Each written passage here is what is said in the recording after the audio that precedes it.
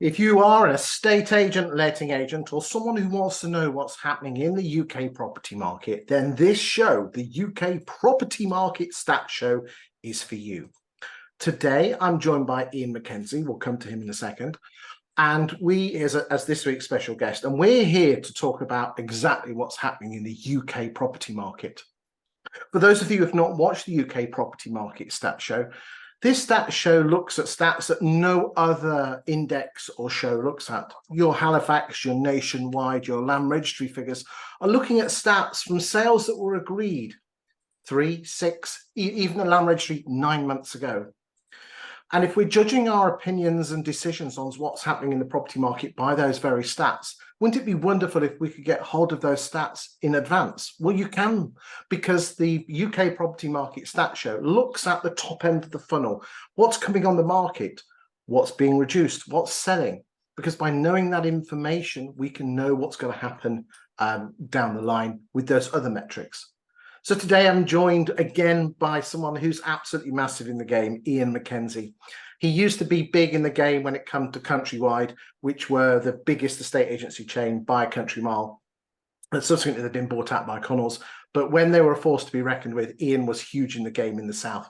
And now runs the Guild of Professional Estate Agents, who are a group of organisation of 800 independent estate agents who are come together to help and guide each other. And Iain is their leader. And what Iain doesn't know about estate agency isn't worth knowing. Iain, thanks for joining me today on week 28 of the UK Property Market Stat Show. How are you, my friend? Yeah, very well indeed. And always a pleasure to be here, Chris. Thank you for asking. It is absolutely marvellous that you are here, and your insight is invaluable to the boys and girls in UK estate agency land. So let's crack on, because no one's come to listen to our banter. And we're dealing with week 28 of the UK property market, which is Monday the 10th of July to Sunday the 16th of July, inclusive. And we are looking at the stats. So shall we dive straight in, mate, on week 28 and see what it's all about?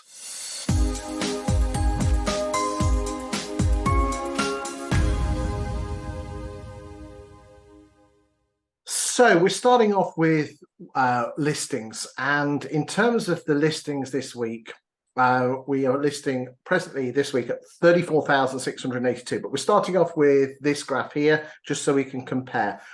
Pink is this year, and then orange dots is 19, blue dots is 18, and 2017. We're going to flick between the different listings, graphs, and charts here. What's your thoughts on this one, Iain? Starting to see evidence of the last couple of weeks of your show where we talk about a buyer's or seller's market, and the supply and demand curve looks like it's starting to change. In headline, supply and demand. So effectively, there's more stock coming to the market, and it's looking like, as always, and I said this on the last show, as always, it's always the next few weeks that sort of are the important pattern. But very definitely it looks like the stock is up. Stock isn't the issue in the marketplace. Yeah, anyone who uses the excuse of a lack of stock, they're pretty short-sighted, aren't they? Wouldn't you say? It does depend on, with all of these things, you're looking at the macro in terms of the UK position. And so there is always variances. One of the things that the Guild has taught me is that micro markets behave very differently. And so if you are an agent watching this and you're thinking, well, crikey, I must be doing something wrong because there's no stock coming on with me. The first thing is to go and look at your localized marketplace and understand the facts of your local marketplace. So it's a very broad ranging, sweeping statement to say, if you haven't got stock, you've got a problem, or you are the problem. It might well be that those are your local conditions, but certainly if that is the trend locally, I wouldn't worry too much about it, because there will be stock coming to the market. It's just grading that stock, which we'll talk about in a moment. Well, just to give you an idea of the present stock on the market, we ended the end of June with 638,909 properties for sale. We started the year on 530,000. Okay, yeah. So we've got an uplift there of 100,000, or just around 20%. Interestingly, if you compare June of last year, because we haven't got all the July figures in, because we have to wait for July to finish to come through. So remember, this year we're on 638,000. Last year, 449,000 in June 22, and interestingly, 464,000 in 21. So the stock is out there. You're absolutely right. Let's come back. The level of stock seems to be hovering around that. Let's just pull up the stats around that 34. I mean, just to give you an idea, 34,000. Let's just 34,600 this week, 34,300 the week before, 34,200, 36,000, 36, 37, and then we had the bank holiday ups and downs. Let's just go back and get myself back on this. Hold on, there we go. Zoom, all good stuff. Right. Let's get back. Okay.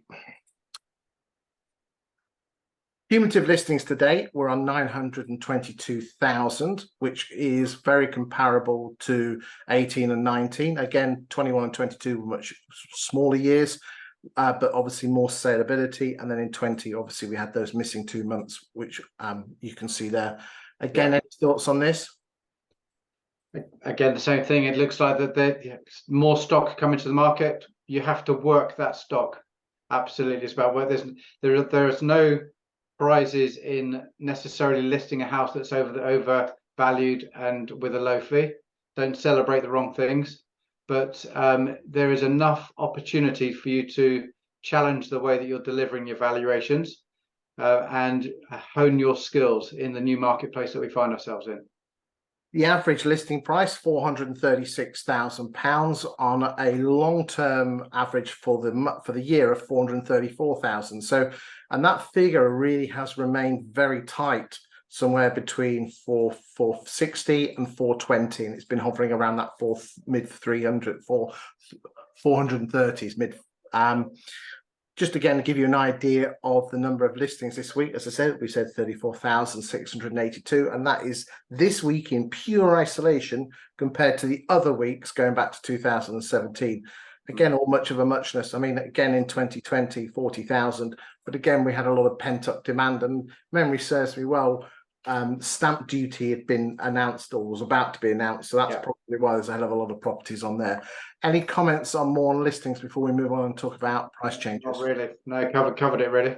Good stuff. Okay, so let's go and have a look at the price changes, and the average price of a property being changed this week is 423. Last week it was 421, 429 the week before, and 426 the week before that. And then this is week 28 in isolation. We're going to be, again, very, I hate to be boring here, but very similar to the weeks before.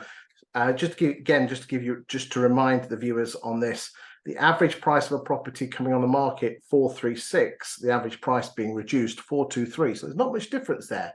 The big difference is the properties that are actually selling are much lower in price. Now, this is a new graph for you, Iain. This is the number of properties in estate agent sales pipelines. And this is a brand new absolute graph that's come this week. And at this moment in time, we have 420,783 properties.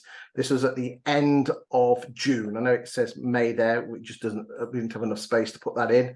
Yeah. But that is the number of properties that are in estate agent sales pipelines at this moment in time. Does that surprise you that we are at much higher levels? Now, the yellows are all the Junes, so we can compare like with like. I think there's a lot. It's a lot, and that's exactly what I'm hearing from the coalface. But unfortunately, the pipelines are inflated for all the wrong reasons, because the transactional volume time is taking so long to go through. That is part of the problem, and that's part of the issue that sellers, buyers, and estate agents are all suffering from the same curse, which is 150 days, whatever the average is. I know that it's dropped just a little bit in the last month or so, but it's taking such a long time from sale agreed to completion. So that's reflective of that figure. I find it fascinating that it's very cyclical and goes up and down, like a metronome. Fascinating how different markets, and we still get the up and the down and the up and the down and the seasonality. Let's move on and talk about gross sales. And again, this is the number of gross sales on a week-by-week basis. Just to give you an idea of the numbers that we've sold this week, 21,610. And compared to week 28 of all the other years, that is quite low. It is. It is reflecting of the fact that we are starting to, without question, go into a new marketplace. For the 20 weeks of this year, you can probably watch the videos where you and myself and other colleagues were saying, it's okay, the headline activity is okay, hold your nerve, it's all going to be okay, and it's bucking the trend. I think we're now starting to see the evidence of the transition into a buyer's marketplace wholeheartedly, because of the media influence, because of interest rates, and because of the cost of living. I mean, to give you an idea, the average number of sales per week in February, March, April, and May was an average of 23,181. What's the average number in the last 5 weeks? 22,746. Yeah, I mean, Chris, isn't that interesting that it feels, yes, yeah, the numbers in the last few weeks have been dropping off, but I think what we've had, if you look at the stats, let me show you, and we're going to come to this in a second, Ian, and please, everyone, I'm not a happy valley, everything's going to be rosy. This is going to be really hard work for estate agents at the moment. You're going to have to start earning your corn soon. And I say that humbly and nicely, but let's be honest, Ian, estate agents, as long as you've listed it, it would have sold, wouldn't it? But yeah, we're looking at this line here, okay, which is line number 9. I know, and you can download this from YouTube. You go to YouTube and look in the description. There is a link that you can download if you can't, if the resolution isn't brilliant. And the magic thing is this, look, okay, we've been used to 24, look, here we are, week 16, which is April, 24, 26,000, 26,000, 26,000, which was middle of May. So we're down at 21,000 sales, and it doesn't feel good, does it? But then if you actually, let's ignore the first two, we'll ignore the first week because that will drag the number down. Well, actually, no, come on, there you go. Up until the June, the average, like we said, 22,206. Yeah. The average last week, 22,746. It is. So we've got all of this media hype about cost of living and interest rates and mortgage rates, etc. It's also worth stating that I think it was in March or April of this year, it was announced that for the first time ever in the UK, 50% of homeowners had no mortgage whatsoever. So actually, it's about knowing your customer and knowing their strengths and knowing their weaknesses and actually identifying their needs. Absolutely right. I mean, I published some information the other day where basically I think we said first-time buyers' mortgage payments have gone from on an average of somewhere around 28% up to the late 30s. And again, should we be worried about that? Yes, we should, until we remember that the average mortgage payment of a first-time buyer in 1989 was 48%. Right. Now, people are going to say, well, the world has changed. There's no mobile phones. There are no Sky TV packages and things like that. But at the end of the day, it doesn't really matter what's happening to interest payments. It doesn't really matter what's happening to house prices. The simple fact is people make a judgment on how much can I afford out of my monthly budget, my household income, on mortgages. And these stats are from the Nationwide. They're not made up by some voodoo person. It's tough out there, and it's a whole lot tougher than it was. But you estate agents need to go and look at what's been happening in the past, because the best way to tell the future is to look at the past, and reflect on that and give great information about, well, yeah, it's tough, but this is what happened in the past and we got through this. In the past, there was a alternative, because if you didn't want to buy and pay a higher mortgage rate, you could go and rent and it was cheaper. Yes. And in today's world, it isn't cheaper to rent. So actually, the decision to purchase a property has to be part emotional, but part financial, because do you want to pay rent that is effectively wasted money from a house purchase perspective, or actually invest in a commodity that history shows has actually got the opportunity for capital appreciation. And that's, that's some of the decisions that customers need to make. And that's certainly some of the words that agents should be using when a customer is thinking of changing their mind. Indeed, knowledge is power. So, find this information out and talk to those of us with grey hair or not so much hair. Okay. So again, number of gross sales. Let's look to the sales. So again, notice a slight uptick. But interestingly, when you look at the 2017, where the sales did drop off the face of the earth. I don't know what happened in week 20. Maybe an election in 2017. Need to go and check the dates. When was the election? There could have been an election. I don't know. We'll have to. We're live now, so I don't know if there was an election in 17. Oh, I don't know. There's more elections than you can shake a stick out. Cumulative gross sales to date 624,476, which again is, if we're comparing ourselves to 21 and 22, not very good. But if we're comparing ourselves to 17, 18, and 19, well, we're in the mix there, aren't we? Okay, it's nearer 17 than it is 18 or 19. My concern with gross sales is that it's a game of swap net, and I've always called it swap net. It's where you've had a sale agreed, it falls through after 10, 11 weeks worth of transaction, and then you re-agree it again. So actually all you've done is extend the time frame that your seller's going to move, your customer's going to move, and then you bank your commission for the work that you've already done.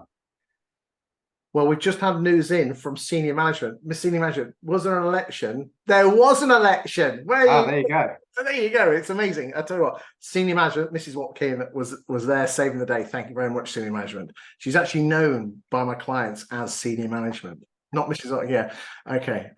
Right. The average asking price of a property sale agreed 361. Let's just go on. This will intrigue you. Here we go. So this is it.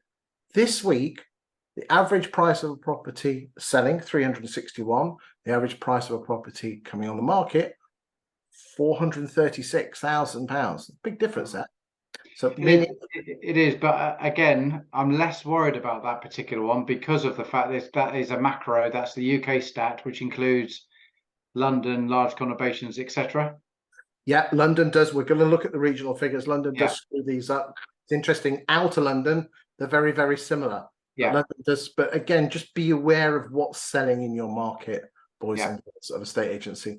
Right. Okay. So the number of properties sold this week, 21,000, which doesn't feel a lot, but when you compare it, I think with that look a little bit better. But it's going in the right direction. But who knows what's going to happen next week? Now, this is really interesting, Ian. I look at the stats on a daily basis, and the vast majority of stats take place on a Thursday and Friday. Okay.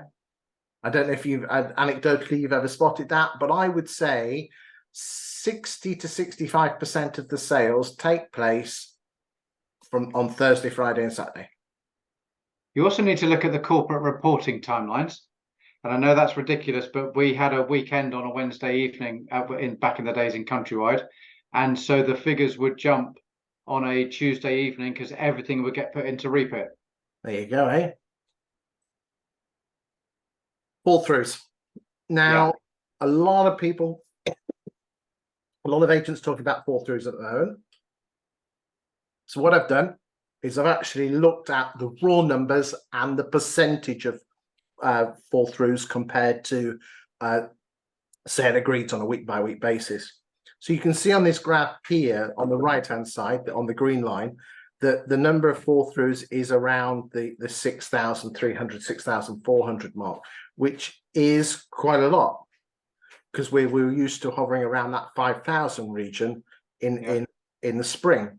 But just have a quick look at Q3 at the back end of last year, and it was 7,000, 8,000. Look at it, it was knocking on the door of 9. I know we had that little dip at Christmas, but you'd expect that because everyone goes on holiday. But I think everything, I think it's like it's called reticular vision, Ian. If you decide you want to buy yourself a BMW, all of a sudden you'll see BMWs on the road. Yeah. We estate agents are naturally expect a certain level of price reductions, but when it almost the straw that breaks the camel's back, now all of a sudden we become sensitive to everything. I mean, just have a quick look at this graph. This is the percentage. So this is total number of sales in a week, and then the number of fall throughs from the chain, you know, from your pipeline as a percentage. So if you sold 10 houses this week and 3 from your pipeline fell through, that's a 30% sale fall through rate. Is it an ideal measurement? No, but I don't think of any. I can't think of any other measurements. So again, ignoring that spike, which is the Christmas spike, which will screw the figures up. Again, we were at 40% in Q4, and we're hovering around the 29 mark. The 40% in Q4 is the problem that most agents are experiencing today, because they had increased fall throughs because of Trussonomics. They then re-agreed the sales, as we've seen on the previous slide, that the sales activity started quite well, but the revenue and the customers wanting to move are only actually just starting to move now, and that is part of the problem. The concern to me of the fall throughs that have happened in the last 2 or 3 weeks, again linked to interest rate rise and general demeanor of the marketplace, or perception of the marketplace, is that if they are sales that have been long-standing sales, you still haven't got paid the bang for your buck from sales work that you did in January and February and March of this year, and that's where it's hurting. And for me, this area now is the most important area in estate agency. So Iain White a couple of weeks ago talked about getting the best person to save sales. I completely agree with him. Ban the title branch manager, ban it, change it to branch leader. So any business out there that's got a branch manager, go and change your business cards or your email footer and branch leader, and go and show people how to do things. And one of the philosophies that I had many years ago was that a saved sale is worth 2 new ones. So actually celebrate the right things. And that's the world that we're now in, is a saved sale is worth 2 new ones. The ideal scenario is, again, just another expression, clearing the runway. Deliver all of you things that you can in the very early stages to take the problem away before it arises. So that thinking about reports that you get on day of instruction to help the surveyor, talking about comparables when the surveyor comes to collect the key. And you might say, yeah, that's old fashioned, they don't collect keys anymore. I would make sure that they do come to collect the key from me. Because again, it's just areas of control the controllables. I want to get that surveyor into my office, even if it annoys him, to make sure I can talk about the comparables, the activity, and hand him a pack of all of the comparables digitally, email it to him, etc. You do old traditional values and modern techniques all at the same time to help support your evidence to get the valuation through. Old school and new school, but the bottom line is this: you're keeping the sale together, and I think that's where estate agents earn their money. Yeah, you can. It's been easy to sell it, but can you keep the sale together? And that's completely right. And the other thing to really start focusing on all the way through the transaction is stop fixating on price. And this is a message to sellers and to estate agents. Don't fixate on price, because price is ego and pride. Fixate on the difference between the price you sell at and the price you buy at. And if prices are drifting slightly, the gap is, because most people do go up market, is getting smaller. And again, estate agents work out, if someone is saying, I need $500,000, actually work out what it's going to cost them for wait to the prices to come back up just for some ego price, because they've got it fixated in their head. Our job is to move people. Your job is to advise people. Let's move back. Yep, let's move back. Okay, so percentage fall throughs, as I said, for the last 3 or 4 weeks, we've broken through that 25% barrier. We broke through on the 12th of June, and we've been running at 25, 27, 27, 30, and we're back down to 29 this week, which is good. And we'll have a look at the regional figures on the fall through rates as well. Number of sale falling through this week, 6,350, like we said, which is again slightly higher than the running monthly average, weekly average, which is 5,275. Which results in net sales. And this particular graph shows me that net sales are coming in at 15,000. Yeah, it's not brilliant, is it? That's the most concerning slide in the entire pack, which net sales are what it's all about.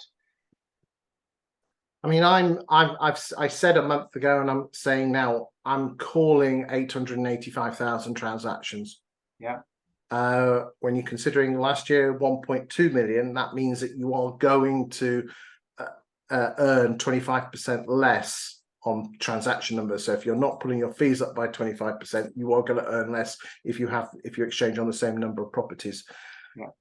Accumulative net sales, we're at 476 at the moment, and again, that number, we're slightly over the half-year mark, but most of the sales are back end heavy in the UK. So we're on at 92. That was as high as 95% as an average of the 17, 18 and 19 figures. Again, anything you want to add to that before we move on? No, I mean, like I've said it earlier on, that the data is showing that the market conditions have shifted, and now it's time, if you haven't already shifted your behavior, it's not too late, but if you leave it a couple of weeks, it probably will be. So it's time to change, time to wake up and smell the coffee, and something has to change in terms of your process. You've got to deliver the correct market valuation, market appraisal, whichever you call it. I call them market appraisals. You've got to obtain the right fee, absolutely categorically. So do business owners know how much it costs to run their business, and do they know how much it actually costs to list a house? So why would you go and sell something for a loss? Doesn't make any sense. You've got to know your worth, and you've got to be able to articulate what you bring to the table in terms of a different offering to the consumer. And in a marketplace that's got volatility, partly because of circumstance and partly because of media manipulation, then you need to be the calm, reassuring voice of knowledge and professionalism that makes that person choose you. Exception as always, exception as always. Right, let's move on and have a look at the regional stats. Okay, so we've already had a look at the national stats, which again you can download. So remember, the thing here is you can see the graphs, I'm assuming, Ian. Yeah, is that yes, okay? I can. Yeah, thank you. I can see colours. I can't see letters. Very good. So remember, these can be downloaded for your own personal use off YouTube, ladies and gentlemen. Green is good, red is bad. Okay, and when it's red compared to the rest of the year, so you can quite clearly see here that in terms of the East Midlands, is that price changes are good, but in terms of the new instructions, been hovering around that 2,500 mark. Price fall throughs are high, but I think the percentages are the important thing here. You can see here we were hovering around the early 20s, and we're now hovering around the late 20s in terms of fall through rates. But interestingly, if we look at the fall through rates in the east of England, they're much higher at around the mid 30s. Well, that was interesting that there's a slight difference. Let's go and look at London and the fall through. There is just before we do, Chris, there is of course always an opportunity with fall throughs, because depending upon the circumstance of the seller, there's an opportunity to go and get a very motivated customer. So if they're not on your books, if it's a fall through from yourself, what is your retention policy and what's your strategy to relaunch? If it's another agent's stock, depending on whether you prospect or don't as a business, you can go and help that customer. It shocks me how many estate agents, there's plenty of software out there. I know the Guild, you have software that enables us to do this. There are other software platforms out there. Street is one that does that. Spectre, that basically spots the sale fall throughs, and then there's obviously 20EA. They have their own stats as well, platform as well, that allows you to send letters to people. And is it unprofessional to go and knock on the door, Ian? I think it depends on the way in which you deliver the message. If it's respectful and polite, and I don't think so, but that has to be down to the individual business owner and how they wish to run their company. Indeed. Let's move on and look at inner London and the northeast. And again, you can see that the fall throughs are slightly higher. But again, interesting. I like to just take a step back and look at the tonality of the colours. And it's interesting that the everywhere the numbers are are higher in the last few weeks. It's not as if London is doing anything different. Fall through rates are around the mid 30s, but the fall through rates in the northeast around the mid 20s, which is quite nice to see. But again, interesting that the tone is very similar. Just shout up if there's anything. Fall throughs are going high in northwest, outer London. And again, for those of you, the percentage difference between listing price and sale price, which we talked about earlier, which Iain said you shouldn't be too worried about, but be aware of, that's in the black here. And again, just look at London, quite tight. But then if outer London, so inner London is SE, SW, W, NW, W, done that one, E, and SE. And then everything else is basically everything up to the M25. Right. So outer London is Could you go back to the northeast for me, please, if that's possible? There you go. The bit that concerns me about this one is the average pricing. And so it's just knowing, because I know the members there are fee wars going on in those locations where agents are charging 0.75%. At an average sale price of that, you can't afford to do it. So if you haven't got a minimum fee structure, that's definitely one of the things I would be thinking of in this marketplace. I'd be thinking about a fixed fee structure in this marketplace. And I definitely wouldn't be competing with the lower end fee agents, unless of course it's your strategy to stack them high and sell them cheap. But I would very definitely be thinking about how much it costs me to list per property and to sell it. I just wanted to make that point again. Thank you, Iain. Scotland's a law to itself, so we'll just bless you. North of the border, southeast, again, sell fall throughs of around the mid low 30s. Again, we have got some guild members in Scotland, Chris, and they're actually talking about fall throughs for the first time. So with the missives, you make an offer and it's binding subject to finance. But actually, as you can see, the colour red there on the fall throughs, agents, a couple of the guild members there have said, actually, it never happens, but it is starting to happen. Well, you can see there the average is around 250, 260, and at the start of the year it was around 170. Yeah. Again, it all adds up there. Southeast, again, just very similar to the outer London. Southwest, very similar to southeast there, and Wales. Again, fall through rates, you can see they're all growing. Yeah. West Midlands, again, West Midlands fall through seem to be going quite high. Although interestingly, in terms of working their stock, not so great there, guys. I think you could probably pull your finger out slightly. I say that nicely with love and respect. And Yorkshire and Humberside seem to be doing quite well with their price restrictions, but fall through rates also seem to be high and creeping, knocking on the door. If you look here, they were in the late teens, and now we're knocking on the door of 30. That looks quite high for Yorkshire. Okay, these graphs here, we won't spend too long on here, but those of you who are data geeks, these are just different metrics looking at the different areas of the UK. If you're really into your geekery and data, then you can have a look at those. They're all available to download off YouTube. Any more comments before we go on and focus on the town or city that we're going to this week?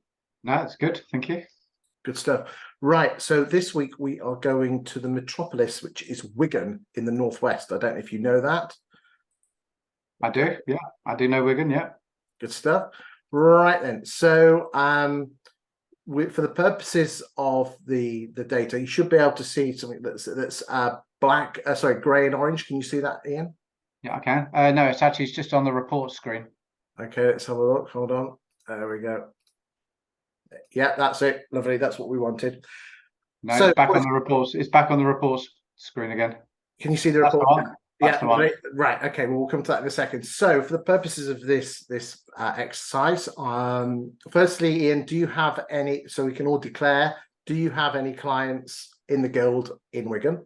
No, we don't. We've got a vacancy. So, depending upon this, I might make contact with somebody. Good stuff. I do not have any clients in Wigan either, so we'll just declare that as well. Although I do know a number of the estate agents in Wigan. So should we dive in and have a look? Okay, so for the purposes of this, we're using the 20EA Insights platform. All the stats that we've used so far have come from the 20EA Insights platform. This is their national one, which the large estate agents have, and you can have this for your own town. So what I'm about to show you now is 20 EA insights. It's my words, right move plus on steroids with rockets attached to it, with lasers and glitter balls added. It's just amazing. Okay, I'm going to stress to you, I'm not being paid by 20 EA to mention this, or do I get any commission? I think we all know that by now on week 28, but I have to say that because this might be the first week that someone's seen it. But if you're interested in getting these stats for your own town, do contact 20 EA and talk to them. They have lots of different packages. The Insights platform is the one that we're looking at today. So we are going to kick off and let us just have a look. And the first thing we are looking at is Surrey Wigan.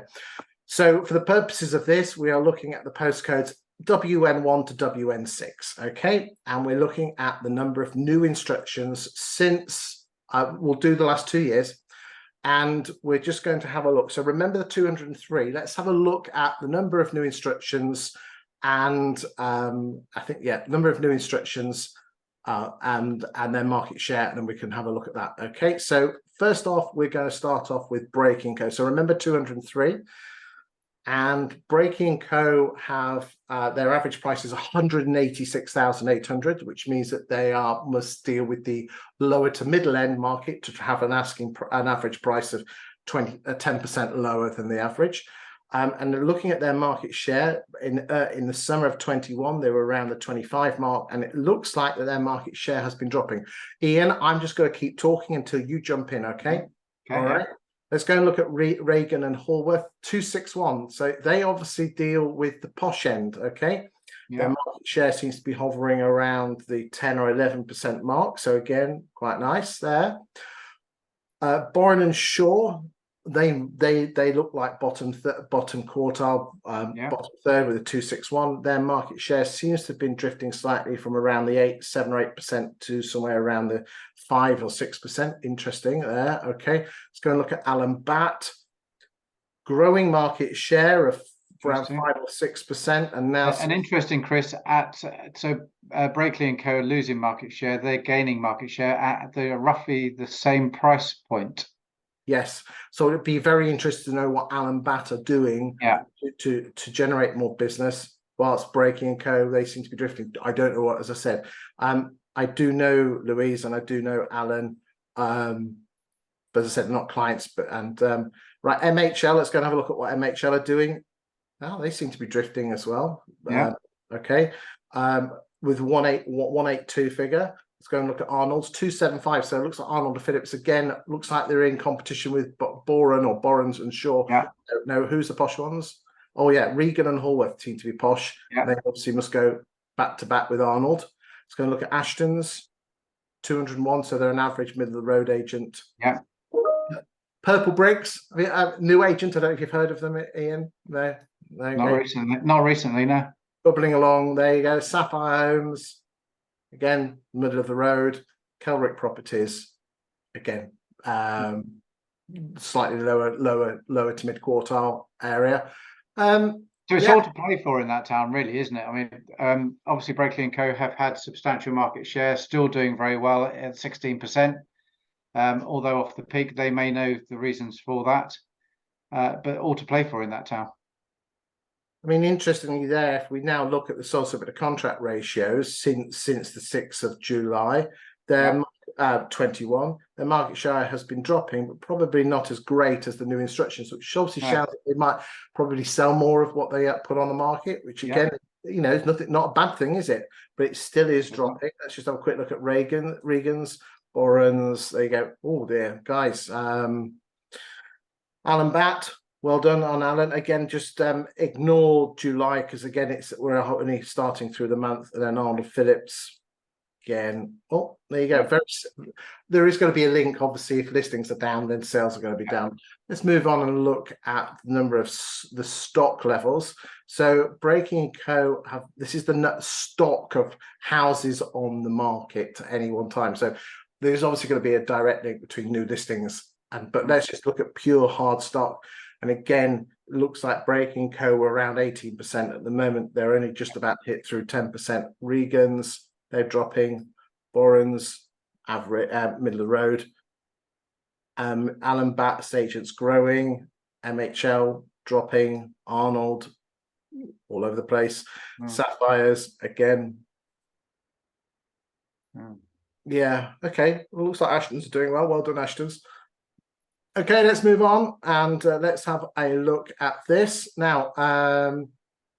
Let's have a quick look at this. So we'll start off with the listings, okay?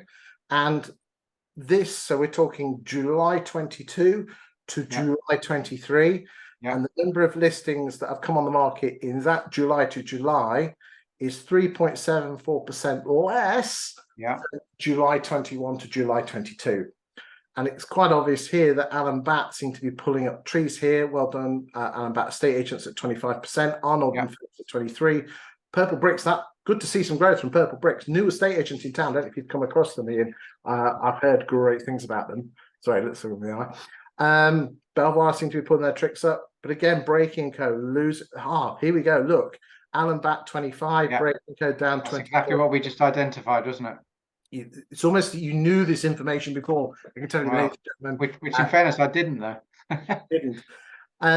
Interestingly, if we actually have a look, this particular the bit in the middle with the little planets just shows you. So you've got number of instructions on the horizontal, and then on the vertical, you've got the average price. So you can see seeing the movement. So interesting. There you go. So it looks like Reagan's have gone up, haven't they? Which we can see here. Yeah, that's up 8%. Breaking Code drops to 24. Yeah, well done, guys. And then you can see Alan Batt moving up there. Arnold Phillips, you can see moving quite substantially, can't you? Yes, very much so. Price and volume. Okay, so this is the magic bit. And again, I love this graph. And I think if you're an estate agent and you're looking for proof why you're worth 2% as opposed to the opposition offering say 1%, then if there's one graph out there that is just absolutely amazing, it's this. So I want you to totally ignore. I know, Ian, you've been through this, but just humor me on this one, will you, mate? All right. I know you know this, okay? But for the boys and girls out there that don't know this, I want you to totally ignore new instruction market share, sold subject to contract percentage, and I want you to ignore fall throughs and price changes. Okay, totally ignore that. I just want you to look at exchanges and withdrawals. If you think about it, the only reason a property will leave an estate agent is with either exchanges or withdrawals. You've got to admit that is it. There's only two reasons, isn't there? Absolutely right. Yeah. So therefore, for every agent, for every 100 houses that Breaking Co put on the market, they will get moved 69.62% of people, and 30% of people will be unlucky and don't move. Yeah.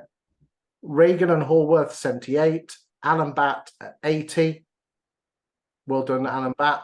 Yep. Borrett and Shaw 66, Arnold and Phillips 82, Ashton 75, Purple Bricks 82. I mean, these are some big numbers. 66% of the houses that have come on the market this year in Wigan in the last 12 months have exchanged. Let me rephrase that. In the last 12 months, out of all the properties that have left estate agents' books, 66.7% have actually exchanged and completed, which is really good when you consider that the national average is nearer 50, 53 at the moment.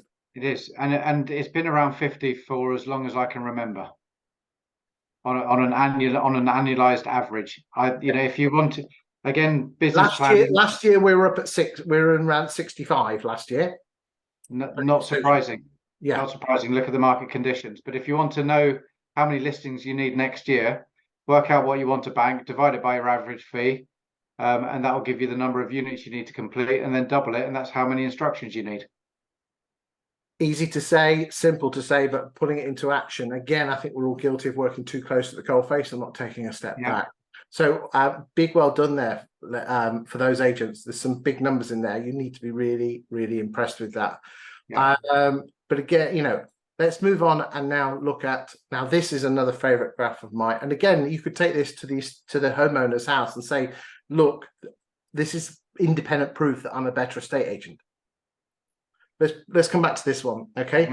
So on this particular graph, on this particular screen, if every agent put the same house on the market, what would they achieve for it? Okay, so what they've done is that 20 EA Insights have looked at all the 582 properties that Breaky have put on, all the 453 houses that Reagan have put on, and so on and so forth, and applied an automated valuation model to that property, a figure like a Valpal figure, like to that property.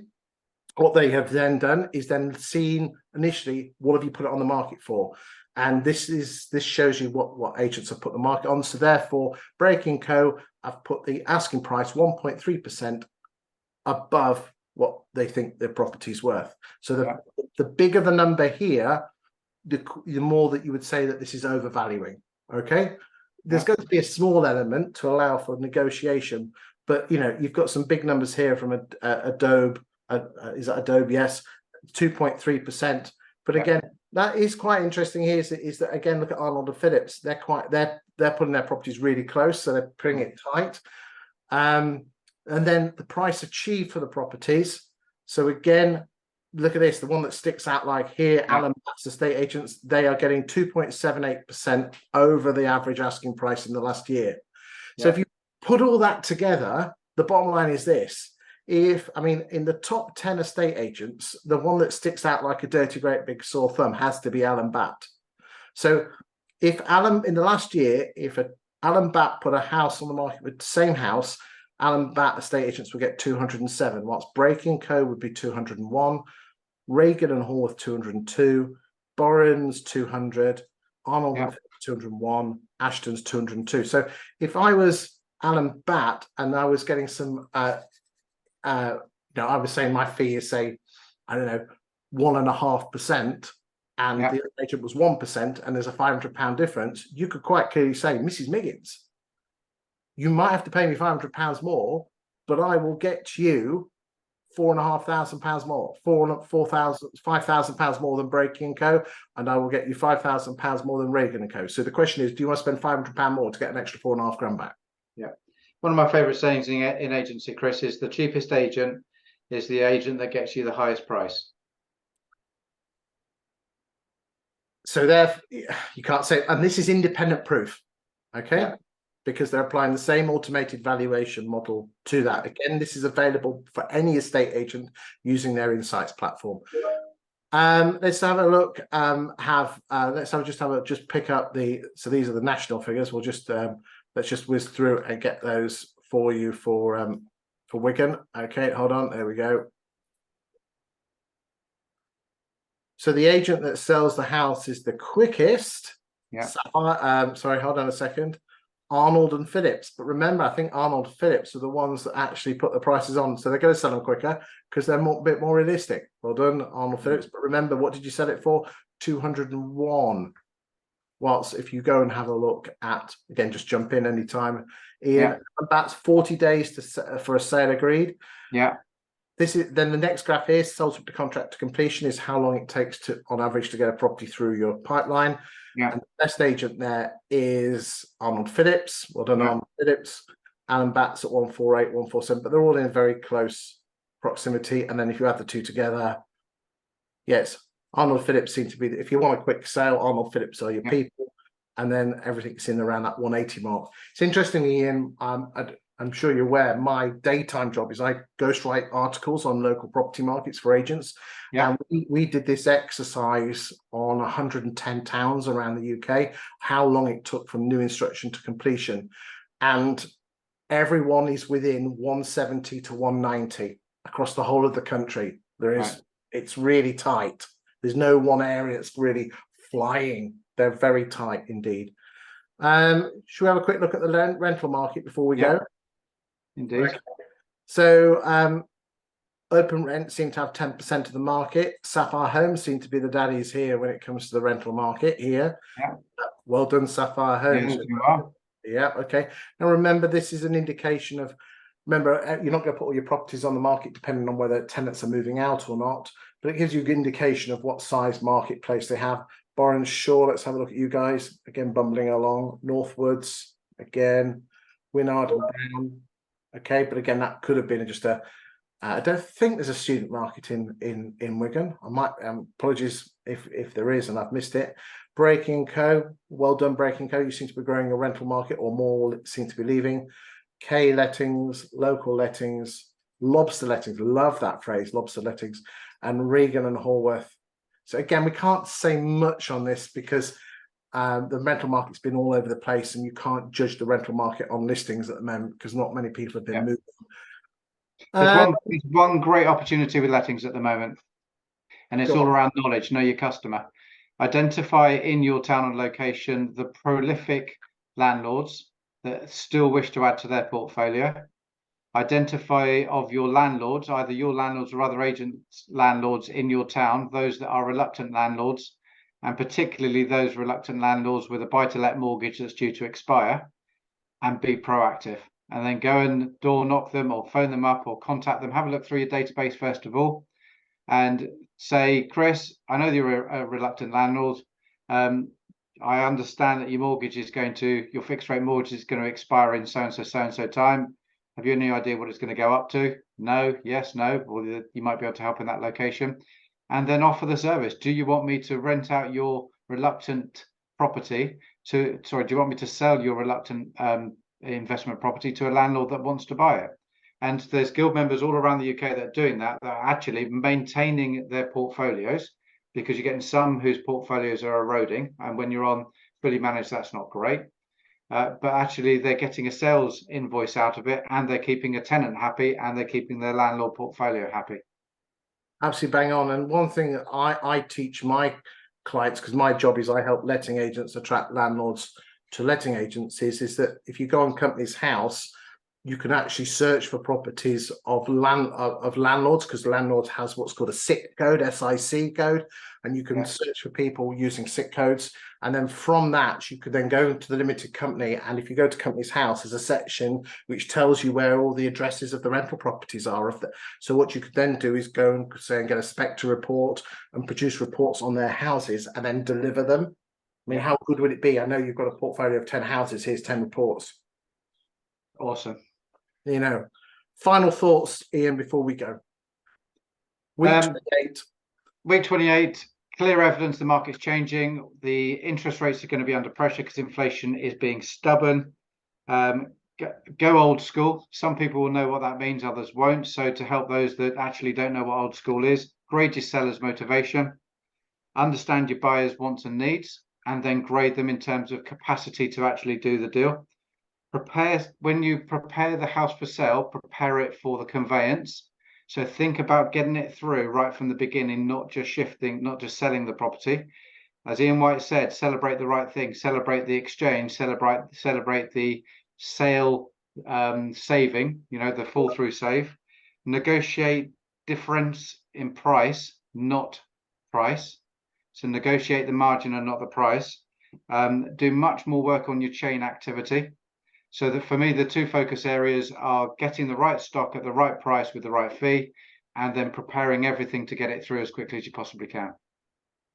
Absolutely spot on. And just to add a little bit more to the price differential, if they're selling a 3-bedroom semi and buying a 4-bed detached house, go and find out what the gap was 2 years ago when prices are rocking and rolling, and find out what the gap is now, and say, actually, if someone says, well, I want my price to go back up, and you can say, actually, the move is, it was 100 grand, now it's 80 grand. If you wait 2 years for house prices to go back up, it's going to cost you more in council tax, more in mortgage, more in this, more in this, more in this.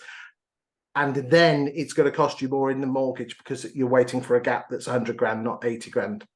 The philosophy of that is that no offer becomes a bad offer. Every offer is a good offer, because what you lose on the swings, you gain on the roundabouts. That's a saying that I've delivered thousands of times in my career.